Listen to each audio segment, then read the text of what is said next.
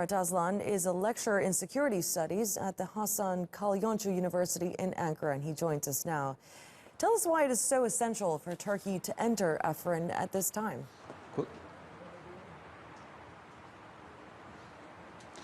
Good evening, Sandra.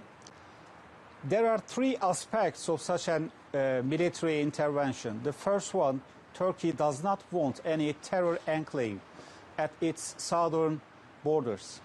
And the second issue, Turkey does not want any of his allies to have a state formation, especially of PKK.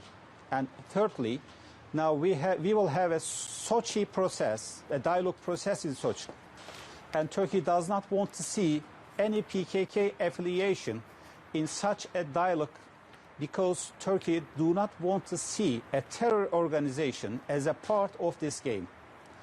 And Turkey's determined action in Syria is directly linked to its deep history of terrorism against its people.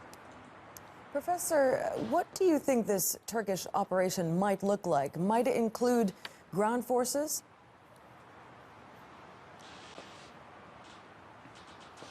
Well, it will be a comprehensive operation, including all military apparatus of Turkey and also the civilian ones.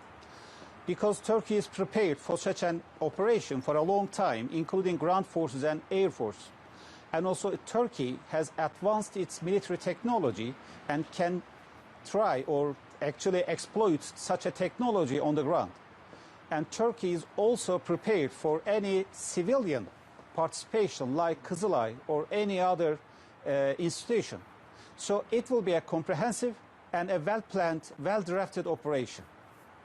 And what are they facing on the other side? How sizable is the YPG presence in Afrin, and how strong are their forces?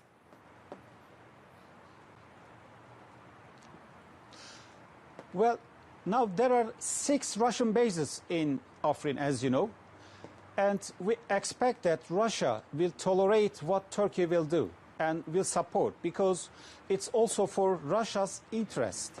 And YPG is heavily supported by the United States, as you know. And the United States is in an attempt to legalize and also to have them organize. And Turkey and Russia will agree, I believe, for such an operation. And YPG will finally withdraw from the Afrin. You mentioned Russian interests, and Russia does have a base in Afrin. How do you expect Moscow to react now that President Erdogan has hinted at a possible escalation in the Turkish offensive across the border?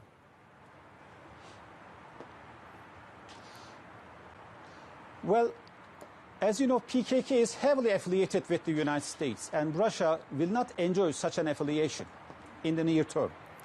And the second issue, I believe, Russia will enjoy the stability that will be established after Turkey's intervention in the region.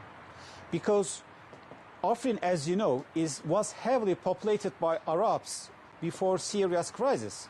And now Kurds deported all Arabs from the area, and now they are in Turkey. That means we have a humanitarian catastrophe in Turkey because of the deported Syrians. And Moscow will support Turkey's intervention just to have the balance again. And what's the end game here? I mean, will taking control of Afrin and ridding the area of YPG forces signal the end of President Erdogan's Euphrates operation? And will this be the last step in terms of Turkish offensives across the border in Syria? I think Turkey pursues a phase-based mentality. The first phase was Idlib, as you know. And Turkey established 3 checkpoints and now establishing the 4th one. And there's no problem right now except the latest incursions of the Syrian regime. And the second phase, I believe, will be Afrin and later than Manbij. But Turkey's ultimate goal in the region is to expel all the PKK existence across the border. All right, we'll have to Going to have to leave it there. Murat Aslan, many thanks for joining us there with your insight.